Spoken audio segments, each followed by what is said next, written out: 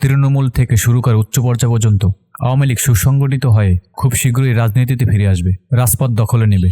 জেলা উপজেলার দলীয় অফিসগুলো পুনরুদ্ধার করে সেখানে বসে দলীয় কার্যক্রম পরিচালনা করা হবে, এমনটাই বললেন পীরগঞ্জ উপজেলা আওয়ামী লীগের নেতাকর্মীরা। তারা আরও বলেন, আমাদের এই উপজেলা থেকে আমরা আমাদের দলীয় অফিস পুনরুদ্ধার করে আমরা সারা দেশে জানান দিতে চাই আওয়ামী লীগ হারিয়ে যায়নি। তারই অংশ হিসেবে 15ই ফেব্রুয়ারি ঠাকুরগাঁওয়ের পীরগঞ্জে লিচুতলায় দলীয় কার্যালয়ের সামনে উপস্থিত হয়ে আওয়ামী লীগের নেতাকর্মীরা জাতীয় সঙ্গীত গেয়ে এবং জাতীয় পতাকা ও দলীয় পতাকা উত্তোলন করে বিভিন্ন স্লোগান দেয়।